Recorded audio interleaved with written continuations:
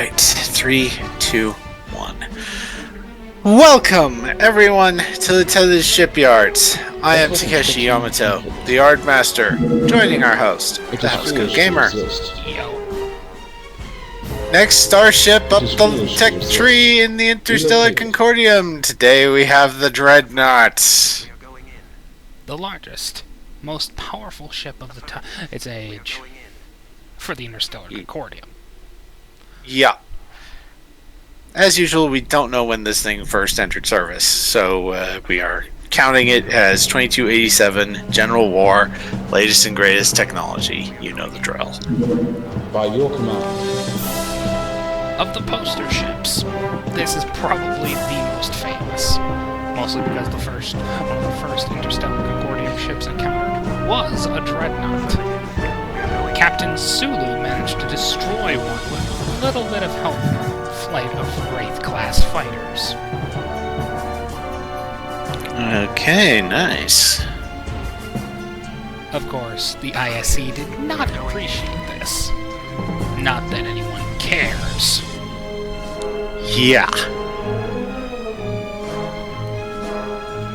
That said, the ISC did manage to do something incredibly stupid. Tactical, charge all weapons. What did they do? Gases. Oh yeah, they pulled the celestial being. I just spawned a mirror universe starship, Take. Oh, they opened a hole to the mirror universe, and that was that was a massive thing in Tactical, charge all weapons. SFC-1. Yep. Oh, look at that. Another. So they opened a hole to the mirror universe, and They nearly destroyed it. oof. Yeah, a bunch of planet Oh boy. But yeah, regardless. Vessels engaged. Yeah.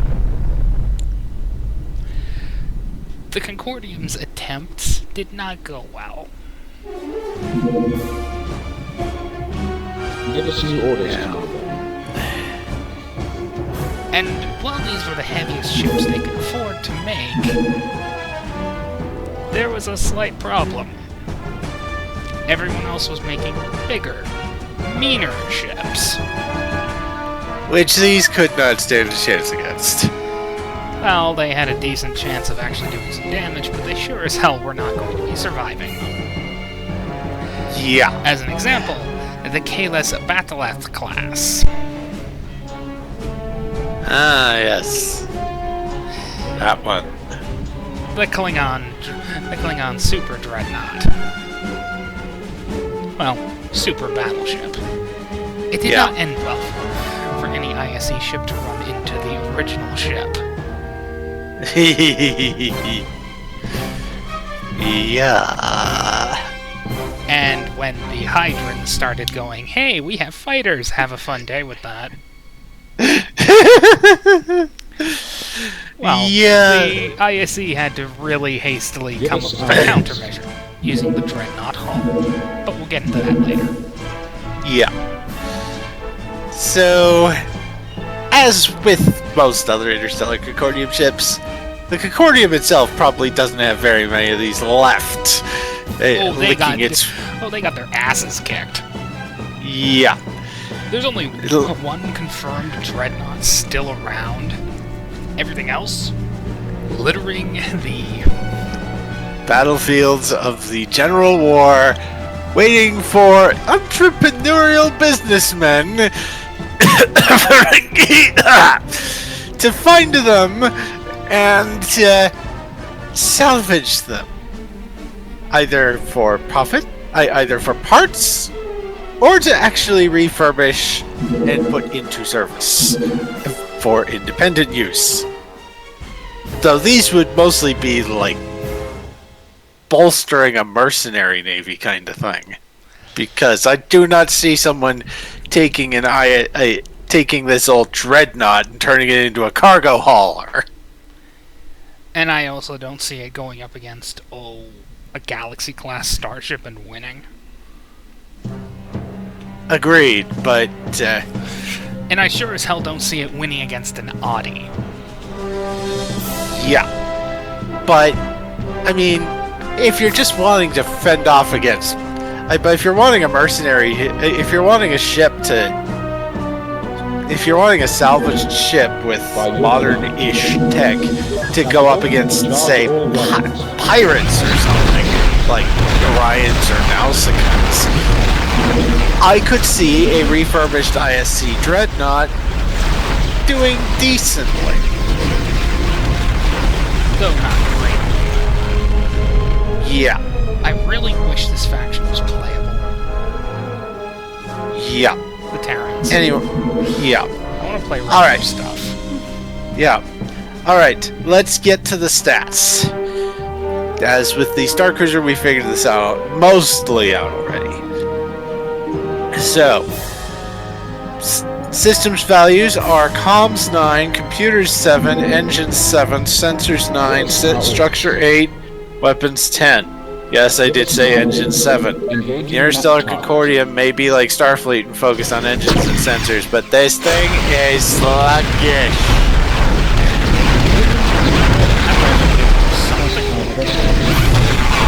Yep.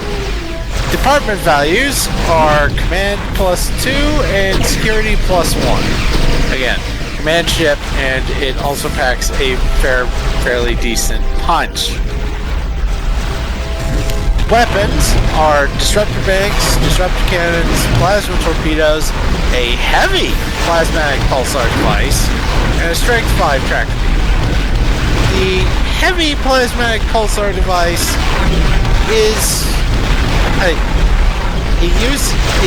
and the plasma torpedoes are hyper-focused plasma torpedoes, again, Red Death torpedo, and the heavy plasmatic pulsar device is the same as the regular PPD, except the damage the stress rating goes up to scale plus security +2 instead of +1. It is foolish to resist. Speaking of It special is foolish to resist. Speaking of special rules, it has those hyper-focused plasma torpedoes, the heavy plasmatic pulsar device, and a subspace jump drive. And I think you said this thing could also generate rifts? I just showcased that, didn't I? Yeah. So, interspatial rift It is generator. foolish to resist. Interspatial rift generator.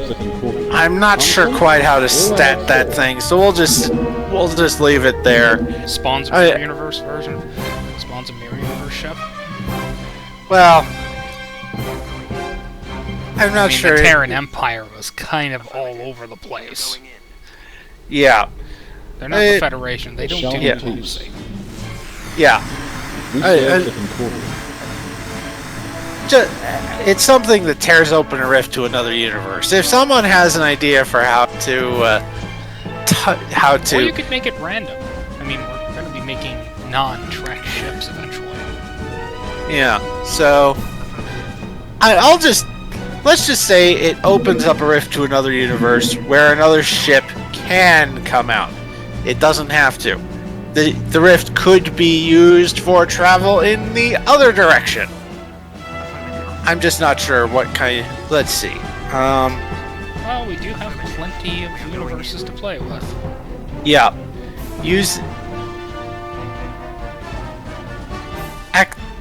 Activating this device requires a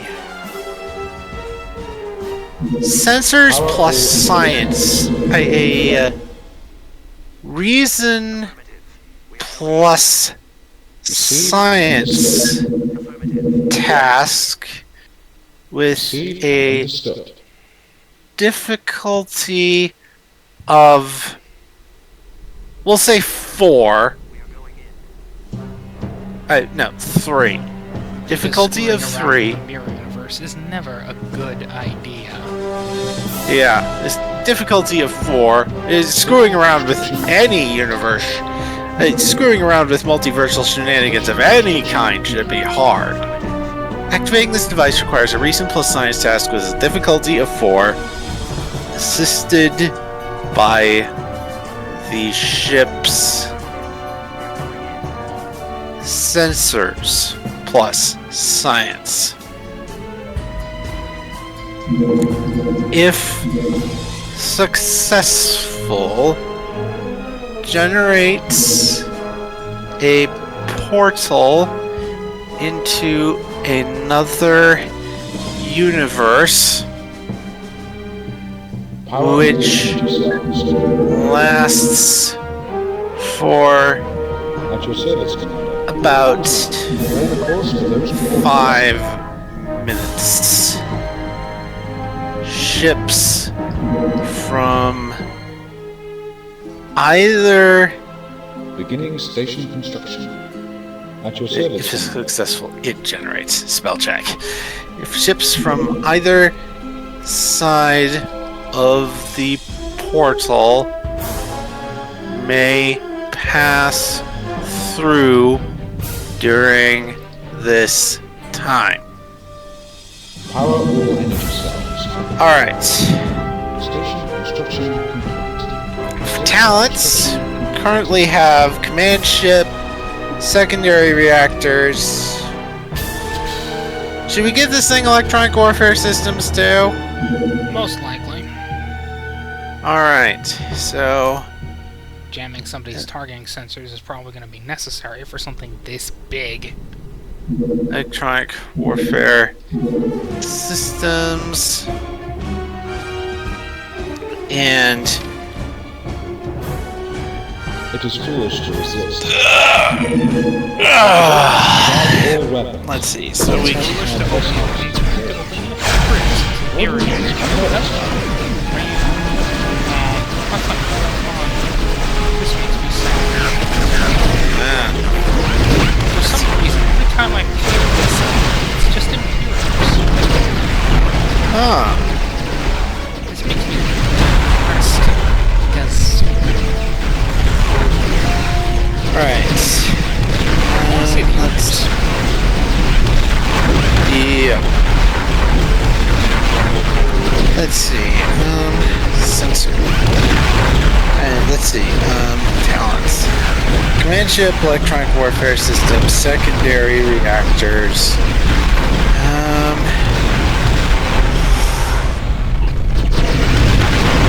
Holy plasma.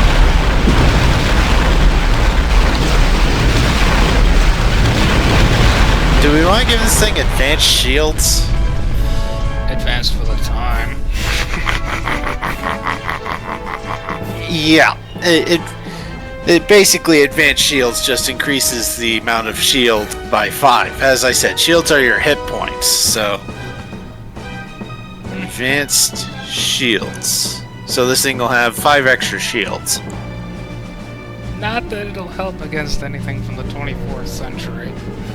Yeah, fair enough. Alright, so advanced shields, command ship, and electronic warfare systems, secondary reactors. Alright, and of course, descriptor trait, as it has been for all ISC ships, is Interstellar Condordium starship. Though you can substitute this with whatever starship trait you want if you're going with a salvaged version. Though in this case, it would just be ex-ISE warship. Yeah. That is the, Alright. and that is Mighty Dreadnought, I believe. Yep. The biggest, most powerful Interstellar Condordium starship available. But Though- not the last. Yeah. And it still didn't really hold up well to the big ships of the other factions. But as Ron said, we have one more ship to cover. Bye-bye.